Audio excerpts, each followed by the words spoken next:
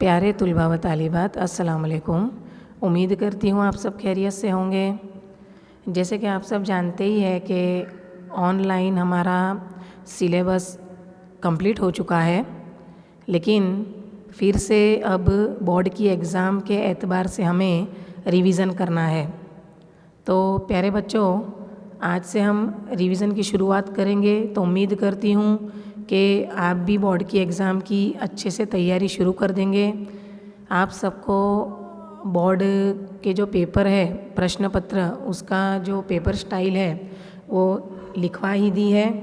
फिर भी एक बार हम उसका रिवीज़न कर लेते हैं कि किस प्रकार आपको बोर्ड की एग्ज़ाम में प्रश्न पूछे जाएंगे और उसकी तैयारी आपको कैसे करनी है।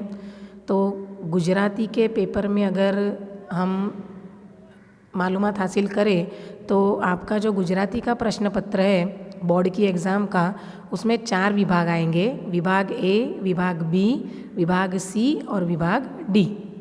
तो सबसे पहले हम देखते हैं कि विभाग के हिसाब से उसका गुण भार देखते हैं कि कौन से विभाग के कितने मार्क्स है, ताकि आपको तैयारी करने में आसानी हो। तो सबसे पहले हम देखेंगे कि जो पहला विभाग है, विभाग ए, जो कि गद्य विभाग है, यानी उसमें सबक आते हैं पाठ, उसका शुमार है तो वो 20 मार्क्स का है। उसके बाद है विभाग बी, यानी पद्य विभाग, मतलब नज़म, जिसमें काव्य का शुमार होता है, वो भी 20 मार्क्स का है। उसके बाद है विभाग सी, जो कि है व्याकरण विभाग, यानी ग्रामर, वो 16 मार्क्स का पूछा जाएगा। और उसके बाद है विभाग डी, जिसमें अर्थ ग्रहण और लेखन, जिसमें जैसे मैंने आपको बताया था कि निबंध लेखन, संक्षेपीकरण, वार्ता लेखन, अहवाल लेखन और विचार विस्तार आएगा। तो ये कुल मिला के अर्थ ग्रहण और लेखन के होते हैं 24 मार्क्स। तो इस प्रकार टोटल आपका 80 मार्क्स का पेपर बोर्ड की एग्ज़ाम में आएगा। तो ये विभाग के हिसाब से मार्क्स को ध्यान में रखकर आपको अच्छे से तैयारी करनी है।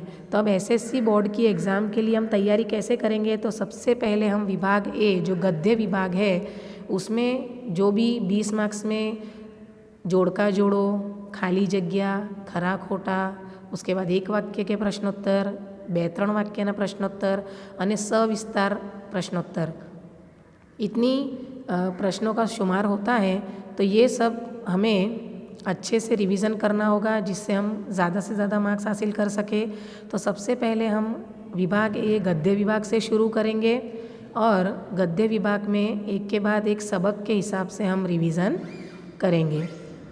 तो गद्य विभाग में जैसे मैंने आपको बताया कि गद्य विभाग 20 मार्क्स का है, 20 गुण। उसमें पहला जो प्रश्न है जोड़का जोड़ो, वो 3 मार्क्स का है। दूसरा है खाली जगह पूरो, जिसमें ऑप्शन भी आएंगे, वो 2 मार्क्स की खाली जगह पूछी जाएगी। फिर है खरा खोटा, वो भी 2 मार्क्स का आएगा। फिर एक वाक्य में उत्तर लखो, ये 3 मार्क्स के पूछे जाएंगे।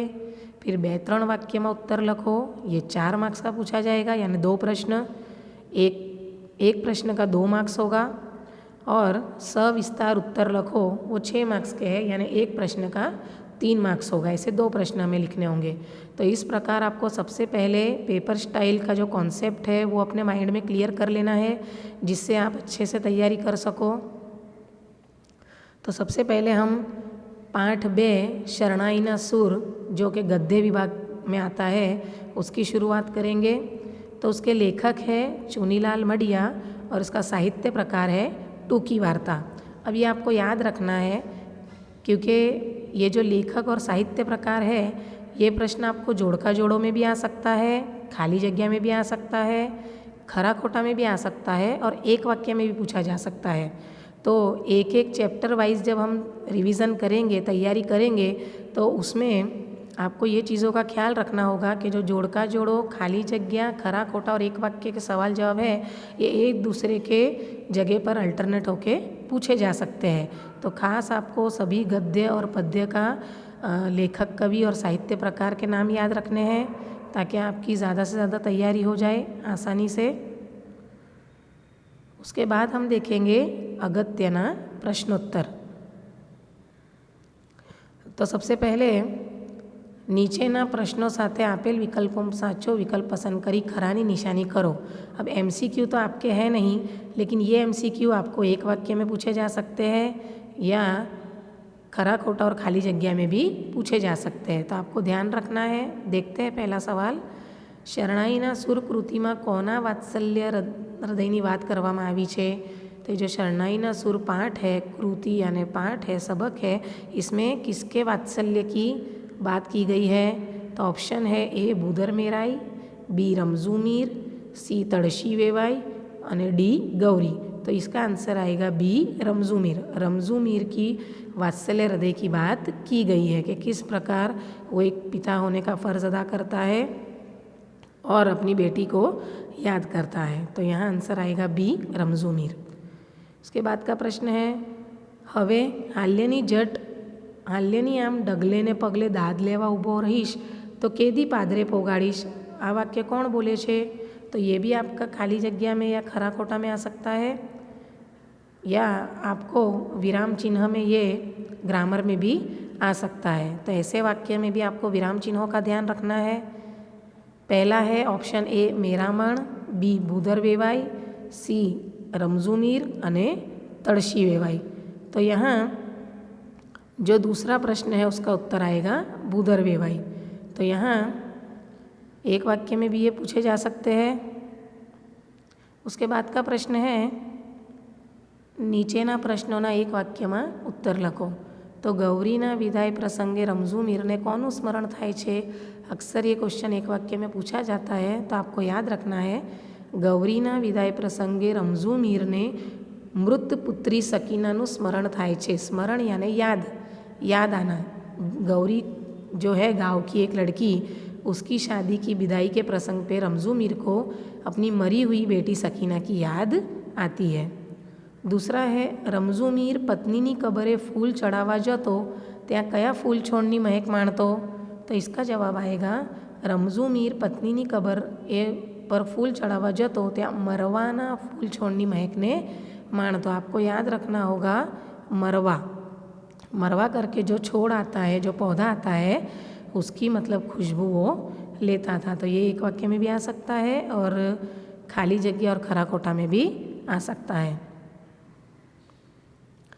उसके बाद देखेंगे નીચેના પ્રશ્નોના 2-3 વાક્યમાં ઉત્તર લખો जो कि 2 मार्क्स में आ सकते हैं।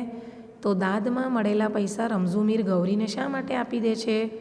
તો यहाँ आंसर आएगा રમઝુ મીરે પત્નીના અવસાન પછી 2 વર્ષની દીકરીને ખૂબ લાડથી મોટી કરી હતી।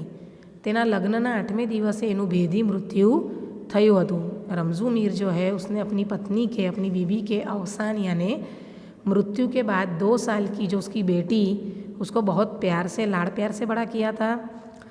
और सकीना की शादी के 8वें ही दिन उसका भेदी मृत्यु यानी पता नहीं कैसे ऐसी उसकी मौत हो गई जिसका राज कभी पता नहीं चल सका। तो गौरीना विदाय प्रसंगे पोतानी दीकरीनो विदाय प्रसंग याद आता दादमा मळेला पैसा रमजू मीर गौरीने आपी दे छे। गौरी की विदाई पर उसे अपनी बेटी की विदाई याद आती है और इसलिए वो बख्शिश में, दाद में मिले हुए पैसे गौरी को दे देता है। ये भी IMP क्वेश्चन है, 2 मार्क्स में आता है। उसके बाद ये भी 2 मार्क्स में पूछा जा सकता है, शरणाई वगाड़ती वखते रमजू मीर सकीना ने केवी रीते साचवतो? कैसे उसे संभालता था छोटी सकीना को? तो शरणाई वगाड़ती वखते रमजू मीर एने पीठ पर बेसाड़तो। सकीना पिताना गळामां हाथ परोवी वांदरीने पेटे वड़गेला बछोड़ियानी जेम पिता ने वड़गी रही थी। जैसे बंदर के जो बच्चे होते हैं वो अपनी माँ को जैसे बिल्कुल उनको चिपक के बैठ जाते हैं, बिल्कुल उनको उनकी गोद में बैठ जाते हैं, ऐसे ही सकीना भी अपने बाप से मतलब के गले से लिपट जाती थी। तो यहाँ ये क्वेश्चन भी 2 मार्क्स में आ सकता है।